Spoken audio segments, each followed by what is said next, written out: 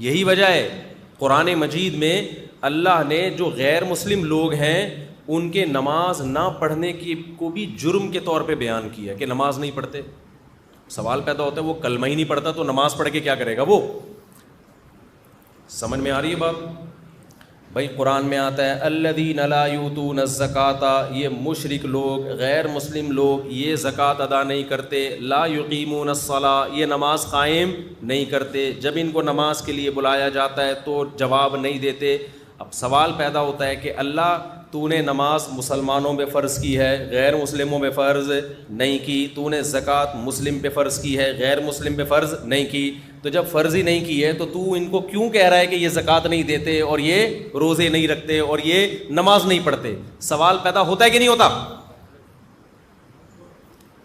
اس کا جواب یہی ہے کہ یہ سب پہ فرض ہیں. اصل اصولی اعتبار سے جس خدا نے پیدا کیا نا پہلا انسان، اس پہ نماز بھی فرض تھی، روزے بھی فرض تھے، زکوٰۃ بھی فرض تھی، توحید بھی فرض تھی. تو غیر مسلموں پر یہ بھی لازم ہے کہ توحید کا عقیدہ رکھیں اور توحید کا عقیدہ رکھنے کے بعد نماز بھی قائم کریں. بغیر توحید کے نماز قبول نہیں ہوگی. لیکن جب قرآن کہتا ہے نا کہ نماز کیوں قائم نہیں کرتے، مطلب یہ کہ جیسے تم سے توحید کے بارے میں سوال ہوگا، الگ سے یہ بھی سوال ہوگا کہ نماز کیوں نہیں پڑھی تم نے.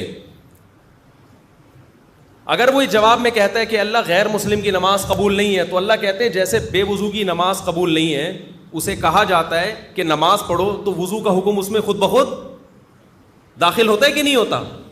آپ نے کسی سے کہا نماز پڑھو، اس نے پڑھ لی. آپ نے کہا وضو کیا تھا، وہ کہہ رہا وضو تو نے نماز پڑھنے کا بولا تھا، وضو کا تھوڑی بولا تھا. تو ہم کیا کہیں گے؟ بھائی نماز کے لیے شرط کیا ہے؟ وضو.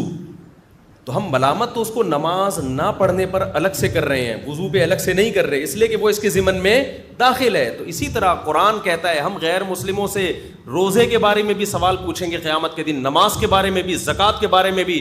اگر وہ یہ کہے گا کہ اللہ توحید کے بغیر تو یہ چیزیں قبول نہیں تھیں، تو اللہ کہے گا کہ یہ چیز اس میں داخل تھی کہ تجھے نماز پڑھنی تھی اسلام قبول کر کے، عقیدہ توحید رکھ کے، یہ تیرے ذمے تھے کہ نماز پڑھ تو.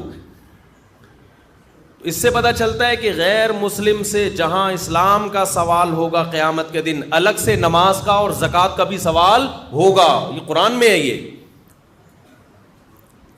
تو یہ اتنے بڑے احکام ہیں کہ یہ تو ہماری نیچر کا حصہ ہیں.